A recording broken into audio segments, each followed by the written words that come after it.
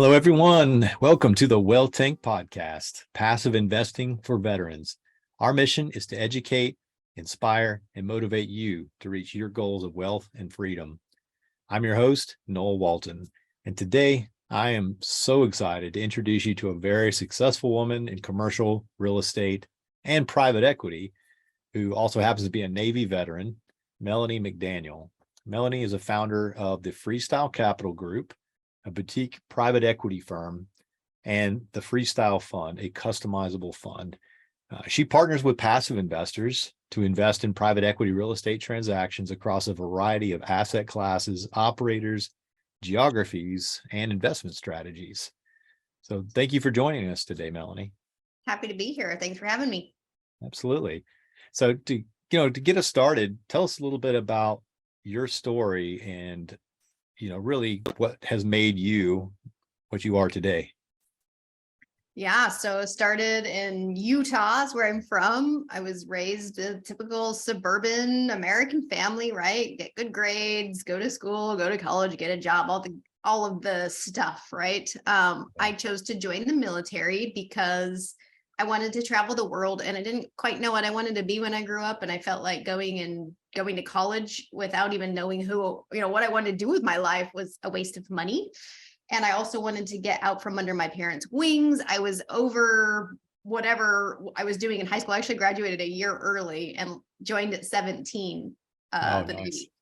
So I got my wish. My first duty station was in Italy. I was on the LaSalle before it, went underwater. It's a reef now. It was an old lady. She was the second oldest ship after the Kitty Hawk when I was on her. But anyway, so I did everything that I needed to do. I traveled the world. I got on my own 2 feet. I saved some money. And then when it was time to get out, I decided, well, I can always get back in, but I can't always get out. So I got out because I wanted to go to school, but I didn't really know what until I knew I had the opportunity to get out. And I thought, well, what do I like to do? Well, I like to travel. So that's it. I have a bachelor's degree in travel administration. Yeah, that's awesome. So I was on the right path, following the who am I, what makes me happy, but I still ended up in the comfort zone of the government. So I did law enforcement for 9 years for the National Park Service after dabbling a bit in some travel and tourism.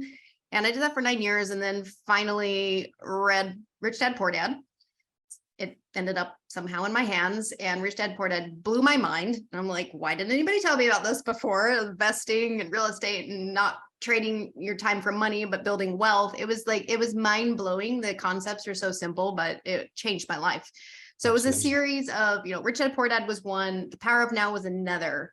And fast forward, I have a fund. I invest in real estate alongside my passive investors. I've gone from doing what the world told me to do to now just going with what my skills are, what my love is, and figuring out what my superpower is, and then monetizing it. And that's how I am where I am. So there's a lot between there and now, but I'm sure we'll discover some of that in our chat today. Yeah, absolutely. That is an amazing story. I love it. And that's really great how you were able to, find something that you really enjoy, but also cross that with something that's profitable and helps other people and marry those two together. That really designing your own life. That's pretty amazing. And that's what I love about this business is it's, it really allows that freedom in a lot of ways for most people is location freedom, time freedom, and financial freedom. Of course, that's what everyone wants, right? So, tell me a little bit more about how, as you were, you were in the Park Service doing that for about 9 years. How did that transition go? What got you started on the path and, to what you're doing right now? Yeah, I mean, most of my career, it was just enough, right? Just enough money, just enough excitement, just enough time off, just enough of everything that I didn't feel the pain of it just not being who I was. I was totally living outside of my gifts, my purpose, my calling. It was just enough. There wasn't enough pain for me to realize how miserable I was doing that. So the book it's funny, all things in life happen for a reason. I was married a couple of years, and he came from a different mindset about money, trust fund baby. Me, conservative, live within your means, save money, blah, blah, blah. Two total worlds colliding. But like everything in life, whether it's good or bad, there's a lesson to be learned. So he's the reason the book fell into my lap. And so for that, I'm grateful to him, even though there was a lot of pain involved in the whole relationship. But the book changed my mind, and it was the first start of realizing how miserable I was, and there was something bigger out there. And the journey for me started. I didn't have podcasts like this to listen to. I had bigger pockets, but like the mindset, the motivation, it's not even about, to me, habits and get up at 4 a.m. and whatever. It's really about who are you and how do you be more authentic on your journey. So this was 2015, 2014, maybe somewhere around there. So it was a long roll for me. I'm glad there are people that have podcasts like this that can kind of get the sped up version, but it takes time to change your mind. And that is the biggest hang up, is the mindset. So for me, it took me from 2015 or 14 to 2017 to change my mind, give myself all the tools needed and the mindset to quit the job, have nothing but debt, and start something totally new. That was the scariest thing I've ever done in my life. And now that I'm on the other side of that, nothing scares me. Yeah, no, I can relate to that 100%. Yeah, and I think that's really what keeps people in the W-2 jobs. And, and I mean, in some cases, people love what they're doing. Mm-hmm. And and if it's what speaks to you, and it's, it is your big burning why, we always encourage people to stay in the job that you love, if that's what you love, and just put your money to work for you. But if it's something that you're just doing because I got to pay the bills, there's better things out there. And that's what it takes mindset, like you said, to be able to be, you're not going to be comfortable doing it, but you got to be able to step forward and take that leap and bank on yourself, honestly, is what you're doing. And that's great that you were able to get to that point. And, and that's really a point that I love for the veteran listening is, if you're scared to retire or scared of, when I retire, or maybe I am retired, I got to get that next W-2 job, but maybe there is another option, especially if you already have that retirement income, that's an extra security level of financial income right there that you can lean against and take a little more risk and put yourself out there. So, that's all great points there. Appreciate that. So, yeah, another thought on that too is this idea of security and comfort. And I don't know if your audience is big on the law of attraction and stuff. And something that came to me this year that just kind of really hit home is you have everything you need. Whatever you tell God, tell the universe, tell the energy, whatever, what you need is exactly what you have. Mm-hmm. Literally, the house you live in, it's because that's the need you sent out there. If you live in a shoebox or a mansion, that is exactly what you told the universe you needed. Do you need just a meal for today? That's what you're going to get. Do you need abundance? That's what you're going to get.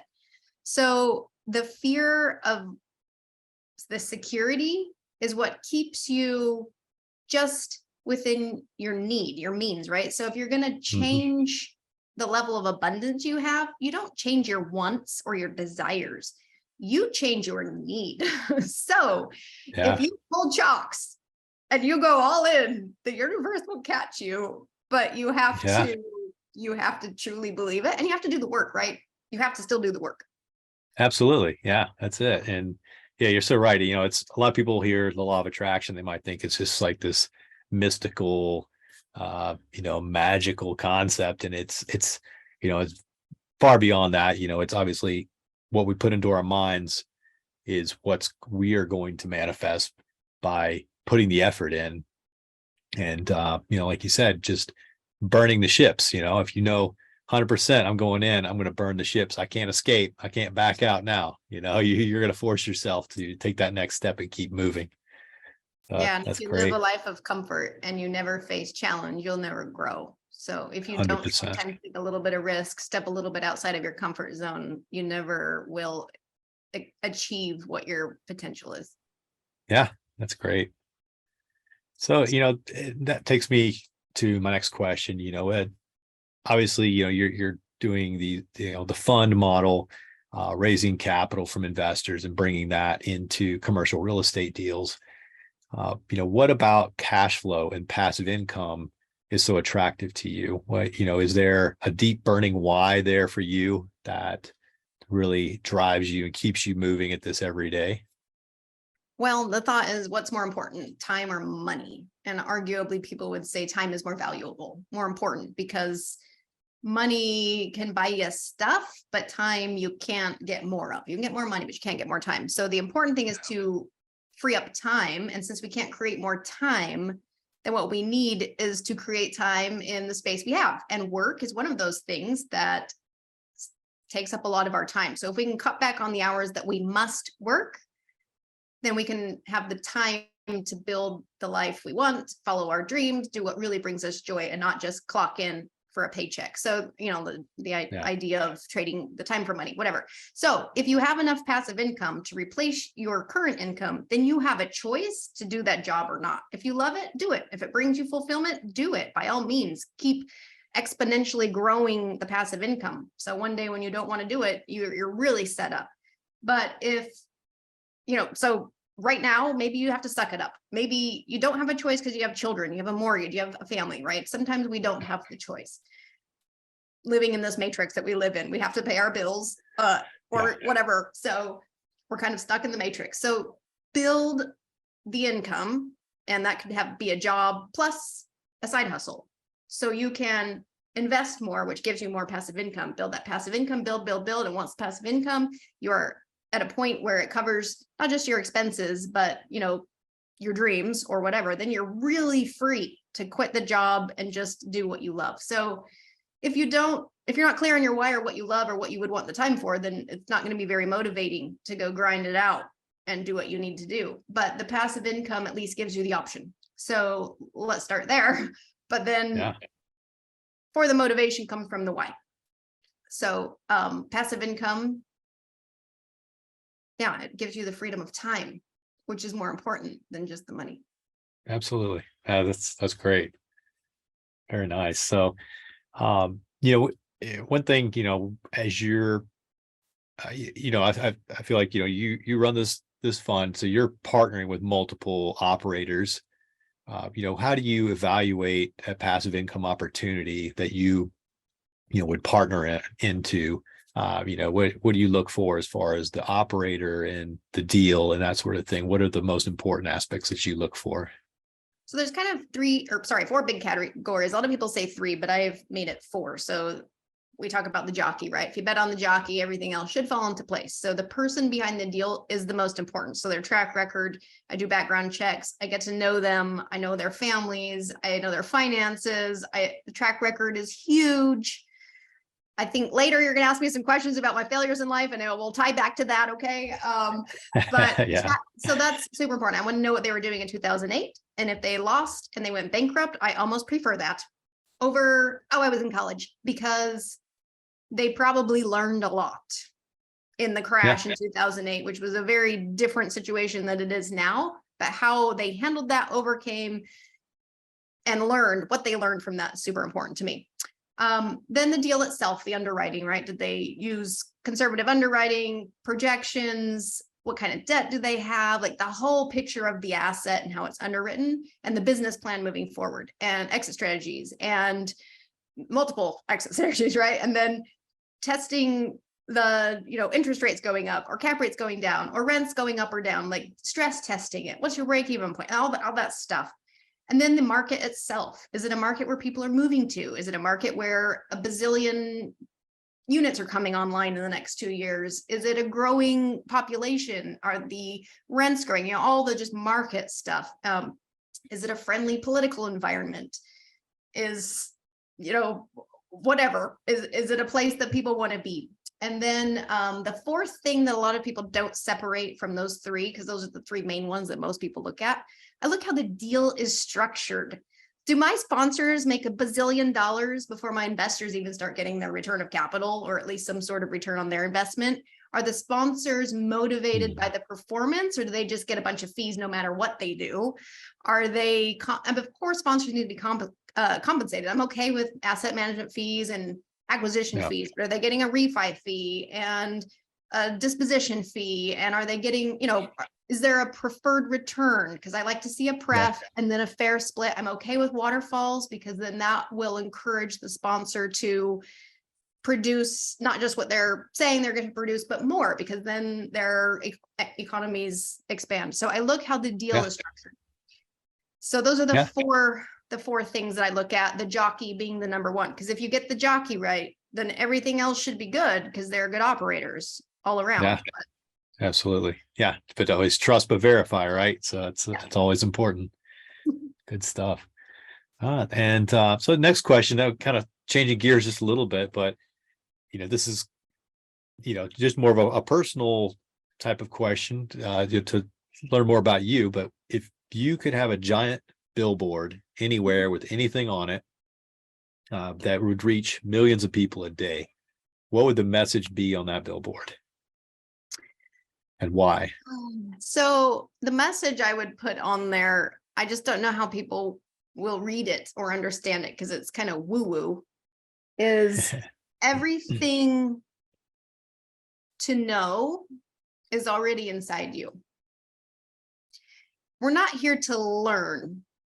We're here to remember, I believe.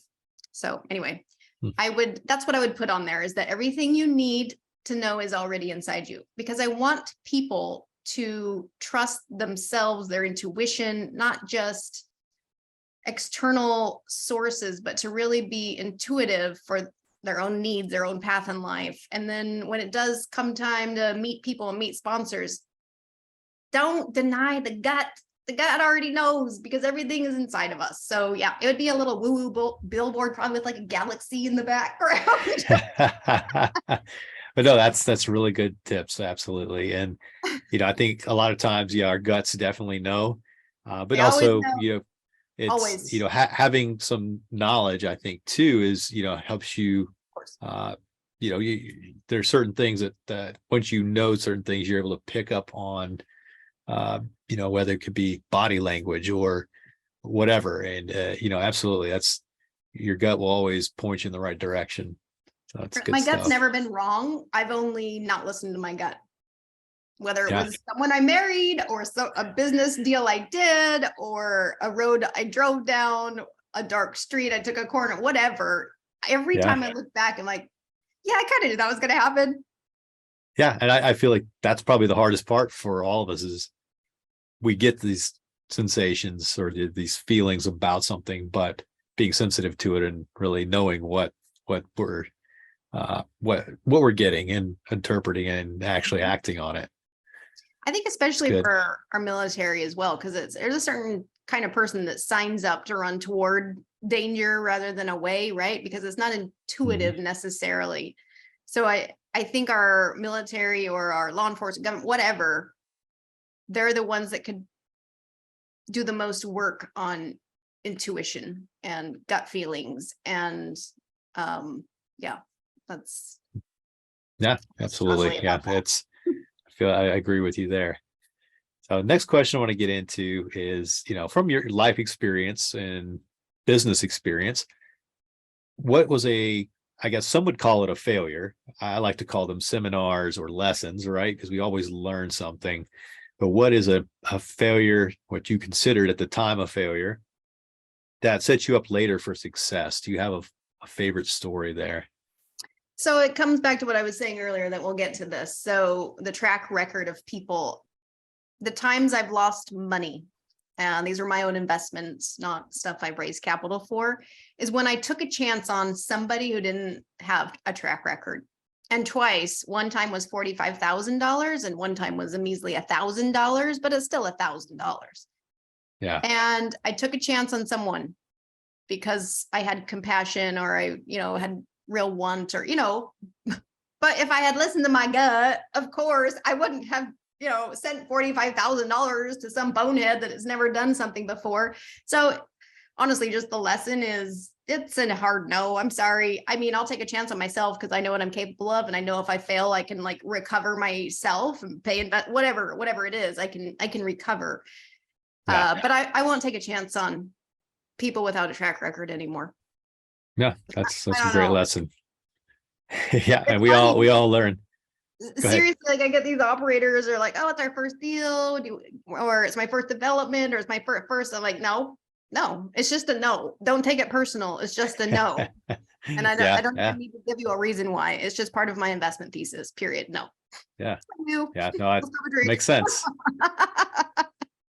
So, next question I have for you here is, what is one of the best or most worthwhile investments that you have ever made? Could be money, time, investing in yourself, whatever. I mean, I think the thing that returns the most ROI is investing in yourself, right? And it's hard to track. And I've done multiple courses, masterminds, conferences, and if I had to like put a number, like a number on just attending a meetup or going to a certain conference, it'd be very, very hard. So I would say first and foremost, yourself. And I don't have hard numbers I don't have KPIs for that.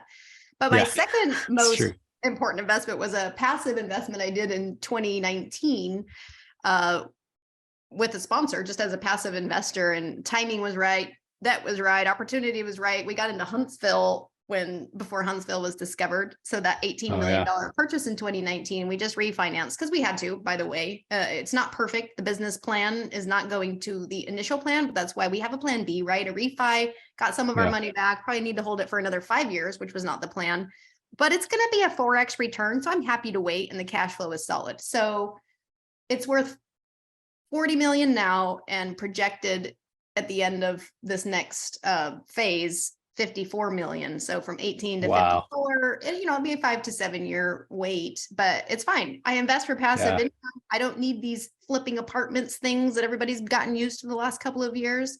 I like slow, steady, long. I don't want to have to keep turning my money over. So that's my best investment. Well, my apartment I bought in 2020, right about the same time, was a 3X. We already exited that one. So that's all timing the market. That is not skill. It is not. It's just straight up luck, right? I mean, yeah. Sometimes because you never know. Yeah, that's it. And we always strategize, and we buy it right and buy for cash flow. And no matter what the market does, you're set in a good spot. It's real estate. It's hard, tangible. You're not forced to make any decisions. Yeah. And sometimes you do get lucky and you end up buying right at the bottom, and you're able to sell right at the top, or refi, or whatever the case is. But that's a phenomenal story. And, it sounds like, you definitely got in there, and just goes to show, what types of returns investments you can get in commercial, multifamily or real estate in general. Yeah. It's just phenomenal. So I'm not hung up on multifamily at the moment. It's still great. Yeah, and there's so many asset classes. What are a couple of your other favorites? I'm liking storage, although it's one to watch for oversupply, for sure. So it's market specific. And triple net, industrial triple net, where your tenant is just solid, strong, corporate. I mean, the cap rates are already so.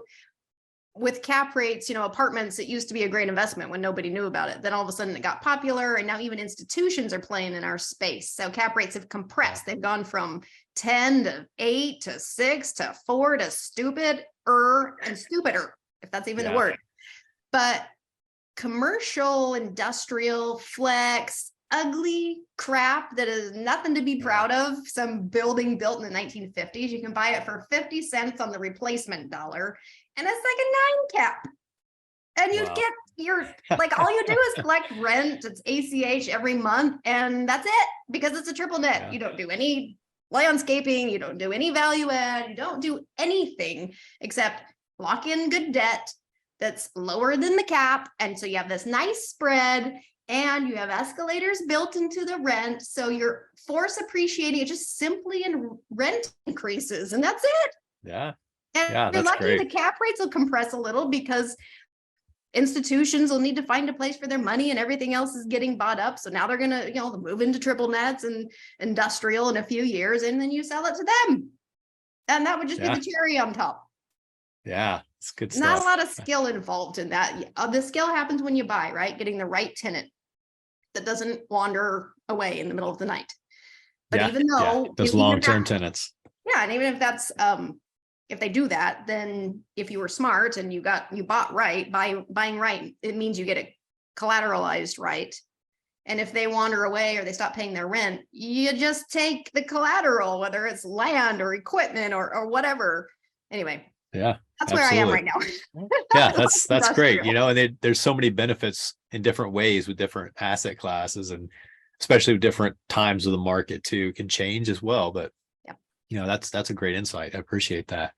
I think if you understand development, there's opportunity there as well, but it's not a space that I know enough about. But I do think in the current market cycle, it's a good space to be in. While interest rates are high, go develop, because when you're ready to come to market in 2 years, then interest rates are back down. You're good to go. Yeah. When it's time to put that long-term debt on there, that's going to be a great position. Yeah, exactly. You know, I know a lot of us, as we learn, we become successful. Obviously there's a reason why, you know, people become successful. It's, you know, certain behaviors or habits, and it's all about your habits, honestly. And what are some beliefs, behaviors, or habits that you've adopted through the last several years that have most improved your life and really taken you down the road to success? I would say currently it's focus, it's saying no. And stop doing everything. You can do anything you want, anything, but you can't do everything. So pick your target, a couple of things, and stop saying yes to stuff that's outside of the path. Yeah. I mean, be smart. Sometimes you need to pivot. Sometimes you need to end something that's not working or that doesn't vibe with you anymore. Of course, I'm not saying pick it and stick with it, right? If you're miserable, stop doing that. But for me, like shiny objects, working with people that seem to have a big platform and they say something and you're like, okay, you're my guru. So yeah, no, stop saying yes. That's my biggest lesson I've learned lately. And I'm really putting into practice in 2023. I love saying no. Yeah, that's a great reminder. And that's really hard to do, especially when you're starting out. And I know from experience, get that shiny penny syndrome. It's like, oh, this is cool. That's cool. But really, like you said, have the power to say no. No, you know, once you know your why, you know exactly this is the mission, this is what I want to accomplish. You know exactly what will get you there. So that's really a great reminder. Early on someone's path, maybe all the stuff that matters, like get up early and getting cold bathtubs or whatever those things that people say, that maybe in the early stages, that's it, get out of your comfort zone type stuff. So I'm not saying everybody needs to follow what I'm saying. I'm saying on my path, on my journey where I am now, is to start saying no. But yes, getting out of your comfort zone, taking risks, doing stuff like that for sure. Chasing shiny objects, figure it out, try stuff. Because how do you know? How do you know if you don't? Yeah, exactly. It's good stuff. So, you know, as we're wrapping up here, I'm going to just leave with one final question for the veteran who's listening right now, that maybe they have recently transitioned from the military or they're upcoming to transition retirement.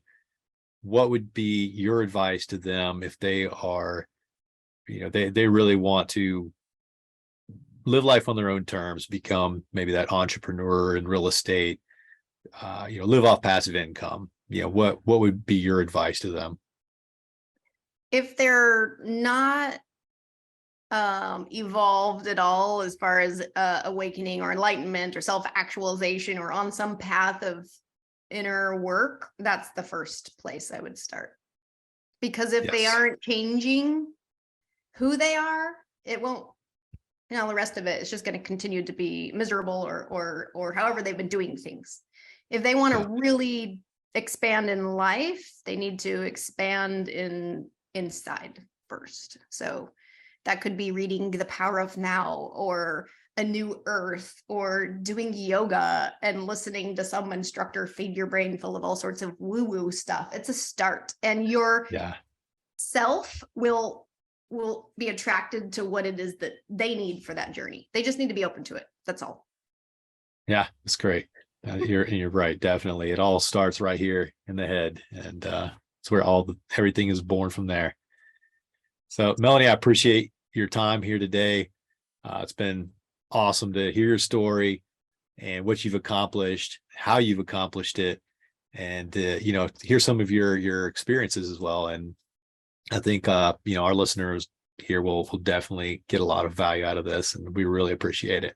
Thank you again. And so to learn more about investing in multifamily real estate with JCOR, check us out on LinkedIn, Facebook, and Instagram. Download our free passive investing guide on our website. That's www.jcorinvestments.com. If you're ready to take a leap with us, you can definitely get on a call through our website. We'll get on a call, see if you're a good fit. If someone wants to get a hold of you directly, contact you, what do you have? Anything available for them, or a way that they can reach out to you? Yeah, I have something kind of maybe sounds similar to what you offer, the free resource, right? Mine's called Your Guide to Financial Freedom. It's basically a guide for them to sit down with their own situation, their own finances, their own dream, their own journey to create what's that passive income number? What is this number we're chasing? What is financial freedom? And it helps them kind of go step by step in their own personal journey to figure that number out. So now they can plan accordingly and set the goals accordingly. So that's on my website, freestylecapitalgroup.com, and just go to the free guide for the resource and download that. Awesome. So we'll definitely put that in the show notes so people can follow up and get a hold of you. I appreciate that. Sounds good. All right. So here at the Wealth Tank podcast, we're really excited to bring on some amazing guests on our future episodes, such as with Melanie. And so keep listening. If you found value today on this interview, please leave us a 5-star rating and review and share with a friend. And until next time, we'll see you. Thank you again, Melanie. You're welcome. Thanks.